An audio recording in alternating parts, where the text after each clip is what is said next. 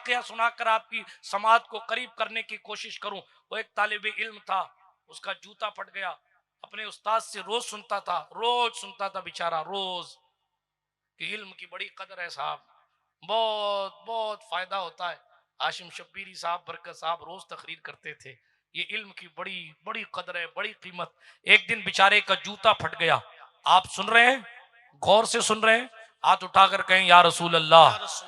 जब माशाअल्लाह, मैं समझा सो गए लेकिन डूब गया। अल्लाह आपका सुनना कबूल फरमाए। सुनिए बात, क्योंकि हमारी कौम वाकयात की इतनी आदी हो गई है कि बगैर वाकया मिक्सअप किए बात समझ शरीफ में नहीं आती जी, समझ शरीफ। इसलिए समझाने के लिए सुना रहा हूं मशहूर सी बात। तो बड़ी मेहनत से असातिज़ा अपने तलबा का जहन डेवलप करते हैं, कितनी मेहनत से कोशिश करके अपने वतन को छोड़कर ये दीन का इल्म हासिल करने के लिए आते हैं। तो तलबा को असातिज़ा समझाते हैं, बेटा देखो इसमें ये फायदा, ये फायदा, ये फायदा।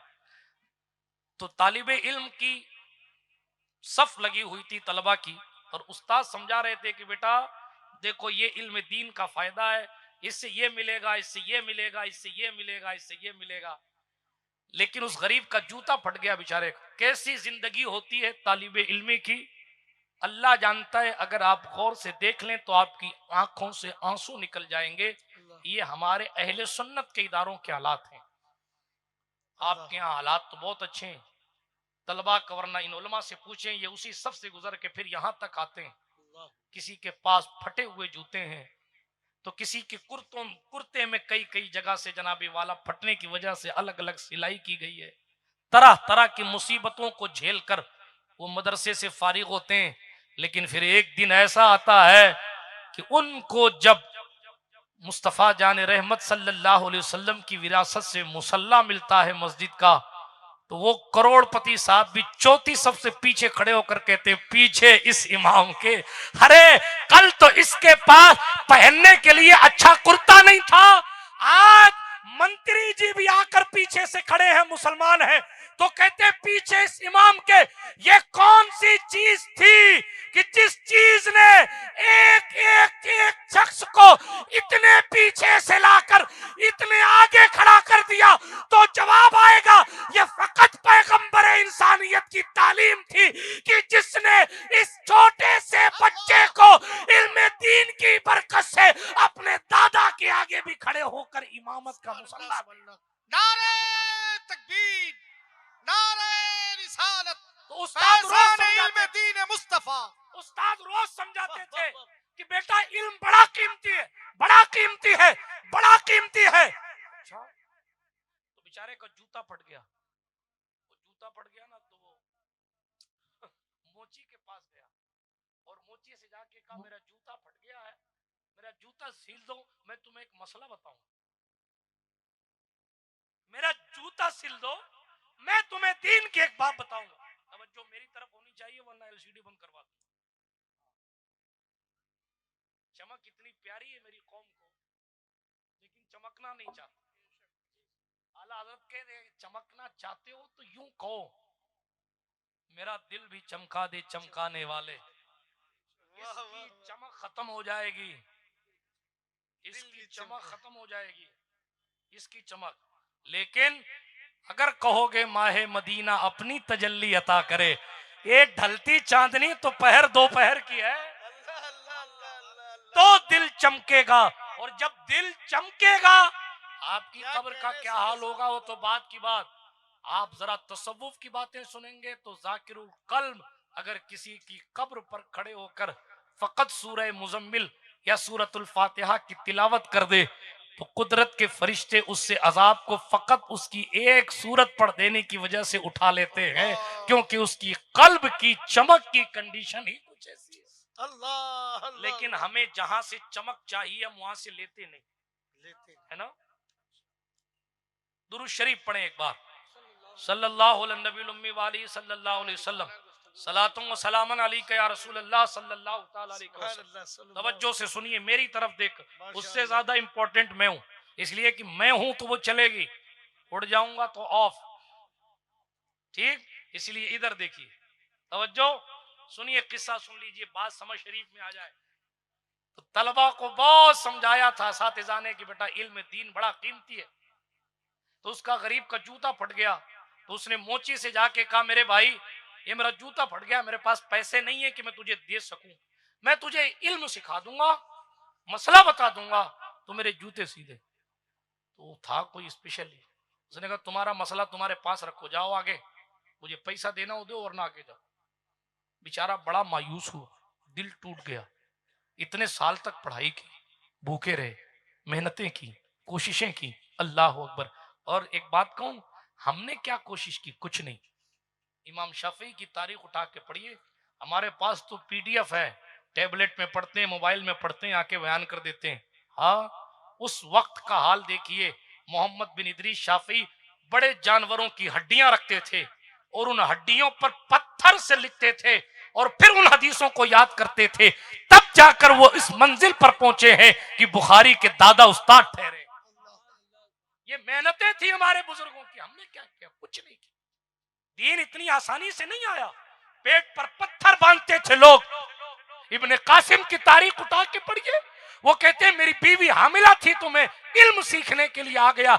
इमाम मदीना इमाम मालिक के पास एक शख्स हज करने के लिए जवान आया, हज करने के बाद मदीना आया और मदीना आने के बाद उसने इमाम मालिक के दरबार में आकर पूछा इब्ने कासिम कौन है? कहा फला है। कहा उनके पास आया, हाथ चूमा, कहा जवान तुम कौन हो? कहा मैं आपका वही बेटा हूं जिसको आप पहचानते नहीं, अपनी माँ के पेट में था तब से आप इल्म हासिल करने यहाँ आकर बैठे। हमने क्या किया? कुछ नहीं। जाने दें, इमाम बुखारी के पास लिखने की चीजें नहीं थी। हाँ, आप उनके शागिर्द उनके साथियों से पूछिए, इमाम इस्माइल उनका नाम है, वो कहते हैं कि हम हदीसों को मुश्किल से लिखते थे लेकिन बुखारी जहन से, बुखारी की जहनियत यह थी कि वो जबानी याद करते थे, उनके पास लिखने का कुछ नहीं था। लेकिन एक दिन आया कि हमने जब हदीसें अपनी ये कहा कि हमने इतनी मेहनत की, तुमने क्या किया? मोहम्मद बिन अब्दुल्ला, अबू अब्दुल्ला मोहम्मद बिन इस्माइल बुखारी, तो जितनी हदीसें हमने लिख के याद की उतनी हदीसें बुखारी को जबानी याद थी। बड़ा साथ था। वाकया बहुत लंबा है, मैं बहुत दूर नहीं ले जाना चाहता, बात को खत्म करने की तरफ ले जाना। सिर्फ इतना अर्ज करता हूं, बड़ी मेहनतें की गई हैं इस्लाम की तालीम के लिए, तब दीन यहां तक पहुंचा है। हम समझते हैं ये अहलुल्लाह फकत बाबा है। गरीब नवाज अपने वक्त के बहुत बड़े आलिम दीन, इतने बड़े आलिम दीन है, सुल्तान शमसुद्दीन अल्तमश के लिए गरीब नवाज ने स्पेशल रिसाला बादशाह की रहनुमाई के लिए लिखा। आप पढ़िए, कुतुबुद्दीन बख्तियार काकी कितने बड़े आलिम दीन, हजरत बाबा फरीदुद्दीन मसूद गंजे शकर जैसे लोग, अवारिफुल मारिफ हजरत निजामुद्दीन महबूब इलाही को पढ़ाया करते। और वो शागिर्दों का दौर भी और था। हाँ, वो अदब, वो ताजीम। अब तो माफ कीजिएगा, तलबा को तरबियत की कमी रहती है, इसलिए अपने असातिज़ा की पीठ पीछे खिल्ली उड़ाते हैं। मगर हम जिनके मसलक पर हैं, वो सरकार इमाम आजम एक मैदान जहां जाते थे तो जूते हाथ में ले लेते थे। किसी ने कहा सरकार ये मैदान है, रेतीली जमीन, जूते हाथ में क्यों लेते हो? कहते थे कि मैंने बचपन में यहाँ बैठ के कुरान शरीफ सीखा है, इसलिए एहतराम की बुनियाद पर मैं जूते हाथ में उठाकर यहाँ से गुजर। ये हमारे बुजुर्ग। जाने दें, मैं तूफान नूह लाने से क्या फायदा है चश्म, दो अश्क ही काफी हैं अगर असर करें। बगैर असातिज़ा के अदब से इल्म तो हासिल हो सकता है, फैजान इल्म कभी हासिल नहीं होगा, बरकत इल्म कभी हासिल। इमाम शमसुल आइम्मा हलवानी रहमतुल्लाह ताला अलैह किसी गांव में तशरीफ ले गए, वहां जितने शागिर्द थे ना उनके, वो सारे उनसे मिलने आए। इमाम शमसुल आइम्मा जरजंजी उनके शागिर्द थे, वो मिलने नहीं आए। वो जब मिलने नहीं आए तो कई दिनों बाद मुलाकात हुई। उस्ताद ने शागिर्द से पूछा, सारे शागिर्द मिलने आए तो तुम क्यों नहीं आए थे?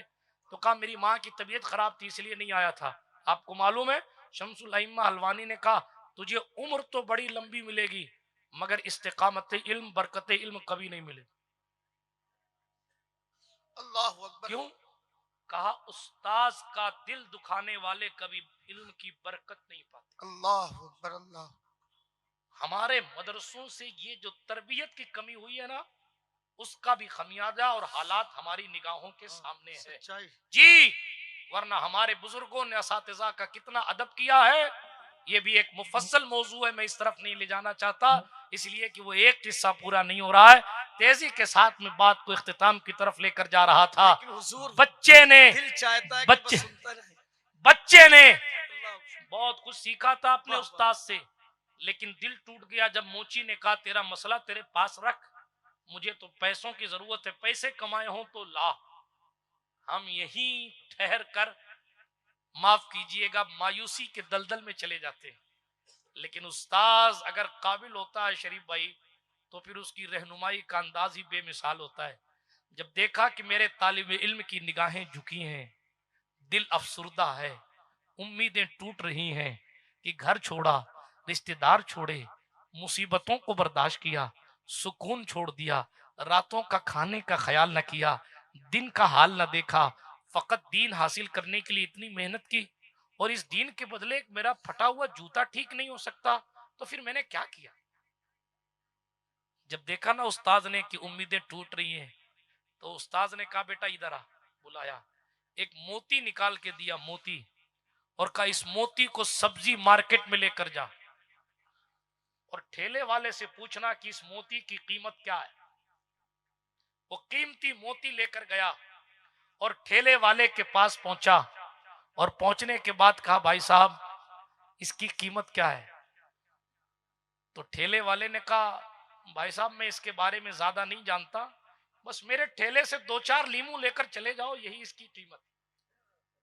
इस मोती से मेरे घर के बच्चे खेलेंगे, बाकी इसकी कोई हैसियत नहीं। उसने वो मोती वापस लिया।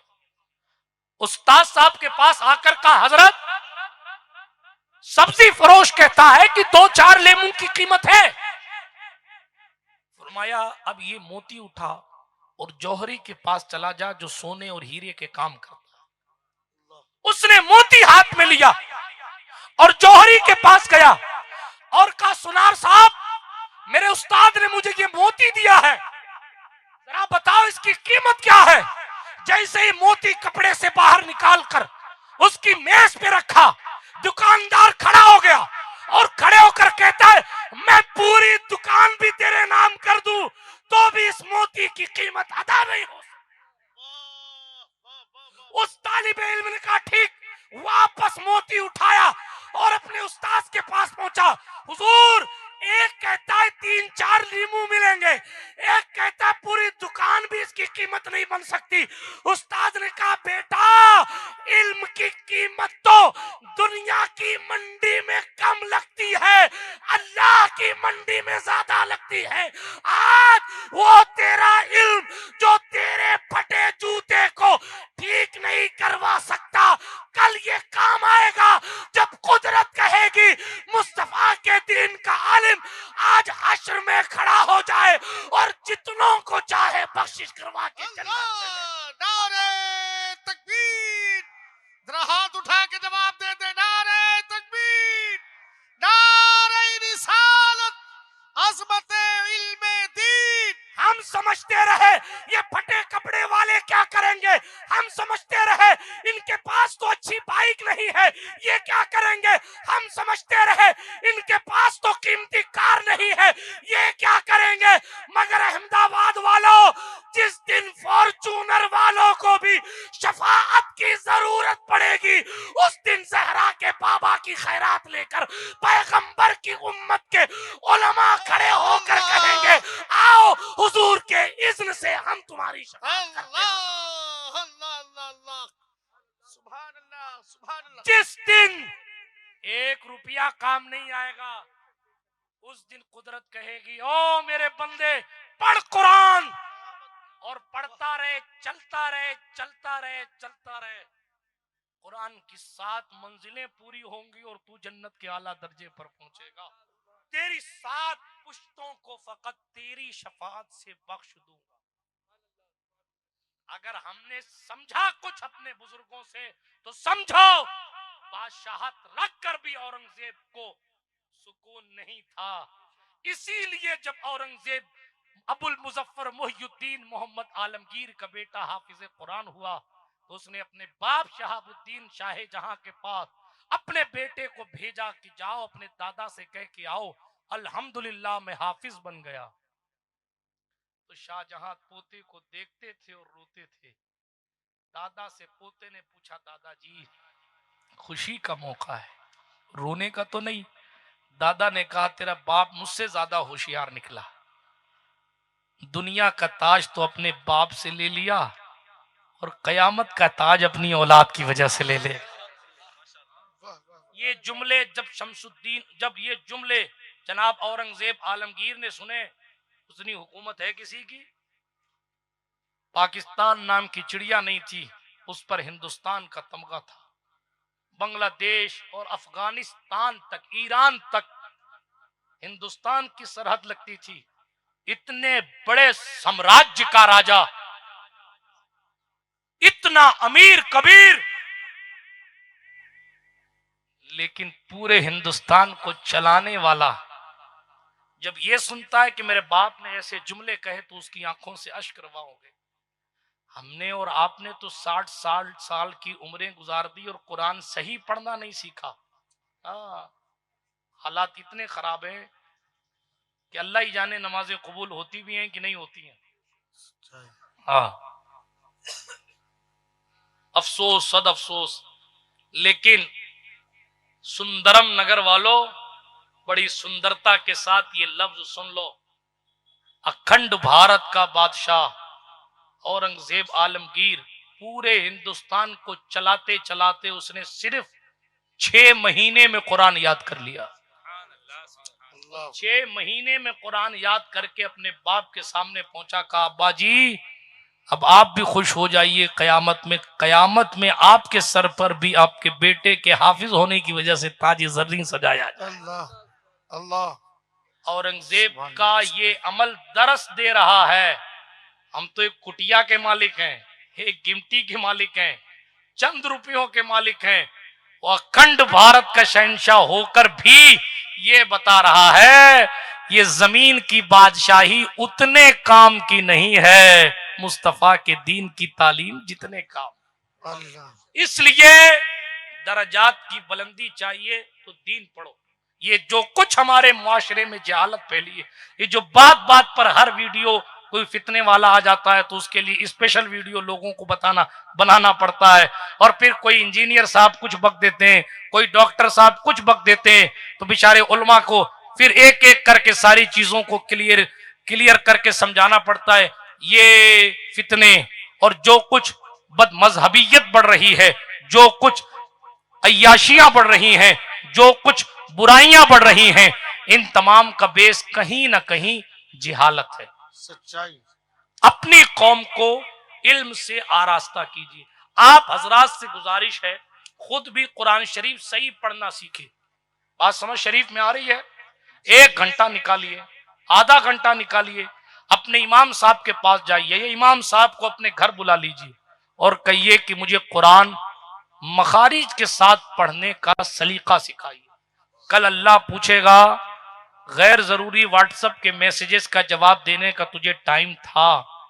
ग्रुप में तरह तरह की उल्टी सीधी बकवास आती थी, उसको पढ़ने का टाइम था? मैंने भी एक पैगाम अपने पैगंबर के जरिए भेजा था, उसको पढ़ने का टाइम नहीं था तेरे पास? तो अल्लाह को क्या जवाब दे? इल्म हासिल करने की कोई उम्र नहीं होती। जो सहाबी 50 साल की उम्र में मुसलमान हुए, उन्होंने 50 साल के बाद इल्म हासिल किया। सादी आधी जिंदगी गुजारने के बाद शेख सादी ने पढ़ना शुरू किया, लेकिन ऐसे फारसी के इमाम बने कि हर मसलक के लोग इनकी किताब गुलसिता और बोस्ता पढ़ाते हैं। बहुत सारी मिसालें मौजूद हैं। सिर्फ ये कहना आपसे चाहता हूं, आप काम करते हैं, मेहनत करते हैं, घर चलाते हैं, अल्लाह आपके कारोबार में बरकत दे, वतन छोड़ के आए, पैसा कमाने आए, माँ बाप को जनाबे वाला खिदमत करने के लिए कोशिशें करते हैं, बहुत अच्छा, लेकिन दीन के लिए भी आपकी कोई जिम्मेदारी बनती है। तो दीन की जिम्मेदारी कम से कम इतनी अदा करें कि आप दीन पढ़ना सीखें, कुरान मुकद्दस सही पढ़ना सीखें, उर्दू पढ़ना सीखें, ताकि कम से कम उर्दू तर्जुमा और उर्दू तफसीर को आप अपने बच्चों की परवरिश में लगा सकें। ये कहकर कि मेरा कुरान तो ये कहता है।